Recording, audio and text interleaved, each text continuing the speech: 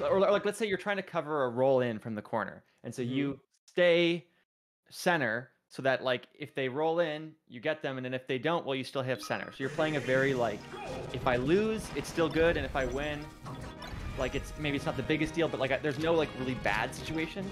I think if you know you're the worst player, you want to be going for these situations where like if I'm right, I get so much, because if we just play a straight up game, like you're gonna lose just because of the player being a lot better. Again, I don't want to like super underrate Agent, because you know anything can happen, and also this is a matchup that most players feel pretty comfortable in.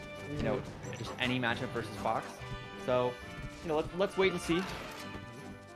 All right, Agent with the grab, looks for the tech chase, but can't quite lock it down. Shine, but also, it's rare that you're going to see Hacks miss a tech on Shine. Just so seasoned in the Fox, you know, plays it against Aklo, Freezes, all these top Foxes at the nightclub, is consistently playing against all the top Foxes in the coin box, whether that be Cody, Zion, whoever's entering that week. But it's a fairly flushed out and practice matchup here for Hacks. So I would almost say if there's one matchup that Hacks is borderline upset proof, it might be this one. Yeah, well, that's the thing. You know, we talked a bit about kind of taking a riskier side of things from Agent. I feel like we've been seeing the opposite from Hacks.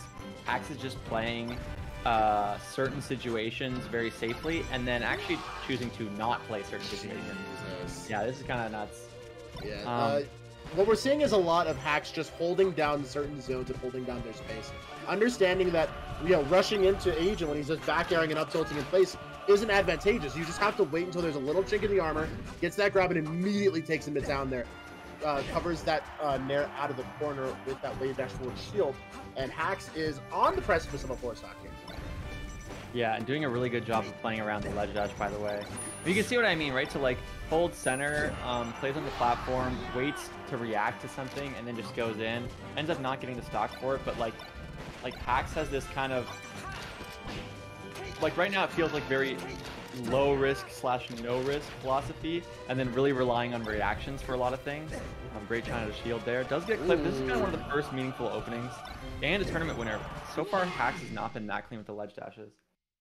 Yeah, and that was the meme for a long time, is when Hacks was first getting semi-crispy on the box, right when he was first making that transition.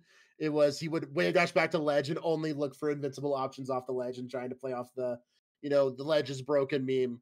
And now we're seeing that Hacks is kind of just going for a lot more mix-ups, not going for the super, super crispy, high-value invincible options. But it's honestly, I don't think Agent is putting that much pressure on in the corner to warrant the super high Galint attempts at a Hacks money quite yet. It's interesting because when I watch Hacks, I feel like historically Hacks has been a player who kind of always has had this philosophy of like looking for like what's optimal effectively, and like what would be kind of, he sort of has a, okay, we started the second game. Looking at, he finds the drill shine knockdown, does miss the tech there. Agent kind of missing an opportunity to really pounce on Hacks there. Does go for the reaction tech chase, gets the regrab, but Agent shines out of that pressure. Good spacing by Hacks with those nairs, but Agent with the rush down. Huge blow up here, and does get the nair shine pressure to break him open one more time. Pushes through the corner, coast to coast, and Hacks with the reaction grab up there. Can he finish it off though? Yeah, I think it's a really good sign for Hacks fans that he has been very, very consistent with the reaction tech chases. Like pretty much in any situation where he's having to react, except for that little missed edge guard there, Hacks has been like very clean. Definitely, you know, reaction tech chases in general are a huge part of high-level melee play, but specifically with Fox nowadays, especially in this matchup, you really just want to be getting like everything you can off of the tech chase, off of the chain grab. Yep, good edge guard, one more back air, dash attack, yep. And shine off. And yeah, Hacks is looking crispy. When he's pushing Agent off stage, there's only been one opportunity, I think, this entire set where he has not confirmed the kill. So Hacks just kind of really riding off those bread and butters, hitting that tech chase and setting up for that edge guard flow chart, and then he's just converting. Right. You see what I mean though? Like retreating back air to center to just like kind of bully a fox that wants to go in is a very like, look, if it does nothing, it does nothing, and if it hits you, it's great.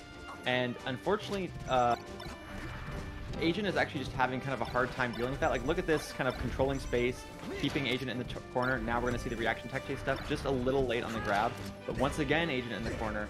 And now, really juicy punish from Pax, excuse me. Ooh, that could be a stock, but the tech comes out from Hax. That was an amazing recovery from Hax. Again, controlling center. It's just so interesting to see that Hax, you're saying it like Hax is taking space, but he's not pushing his advantage into his opponent. He's like just taking the available space away from his opponent and then holding his own against like just right outside their threat range, suffocating them and forcing them into a position where either they have to take a move or Hax is going to continue to take all that stage priority away.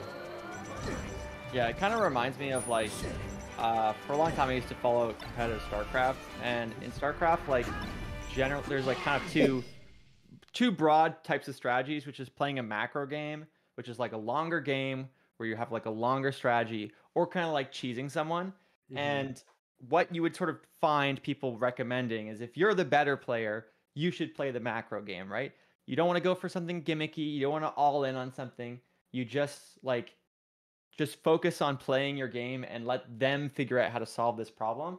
That's what we saw here with Hax, right? Like, Hax says, I'm going to stay in center. I'm going to do some retreating back airs. I'm going to, like, there were multiple times where when Hax was cornered, he just run away from the situation. He basically said, like, I'm going to play the situations that I know I'm going to be better at, and I'm not going to give you these, like, weird little scrambly situations where it could kind of go either way, because I don't need it to go either way. I'm going to win if we just keep playing these interactions over and over again. Yeah, it's definitely a. I think there was a very famous Hax Smashboard post, which the title was "Approaching in Melee is Suboptimal." Like, it was just praising how why would you ever approach and give your opponent a chance to win a scramble situation? If you're the better player, just force them into a situation where they have to approach you, and then you can react to everything they're doing. Which, on paper, yes, if you're never approaching and if you have perfect reactions, you should never lose, in a theoretical sense. But as we've seen in many situations before, oh my god, Agent! That was sick. And the edge gets a laser for good measure. Agent kind of screwed it a little bit. Yeah, but again, I will say, like earlier on, we're talking about this kind of old school Smashboard post from Hax. That's kind of what I was trying to articulate, where like he's always been someone who has pretty extreme views about Melee, but I feel like as time has passed, he's started to at least modernize that, like, certain situations, it's not so simple as just like picking the winning option, because it's more about a rock, paper, scissors thing. But yeah, it just, like, I'll try to point it out like another example, but like basically there's many situations where Hax just disengages, right? Like, he just does not play the mix up at all. He goes, I don't need to do that. Like, I'm not like right here, disengaging, running to the center. Like, he just says, like, I don't really want to fight you in a spot where I have any disadvantage at all, because I'll fight you in the spots where, like, I can comfortably outplay you at an advantage, and then get so much from it. Yeah, there's a concept in traditional fighters where it's, the idea is if you're playing an RPS situation, there's a win, a lose, and a draw. The idea is to force as many RPS situations where you can only win or draw. So if your opponent is throwing rock, and you have the option to either throw rock or paper, and you just take scissors off the board, why would you ever choose scissors? Why would you put yourself in a position where scissors is an option? So Hax is consistently throwing rock or paper, and Agent's only throwing rock.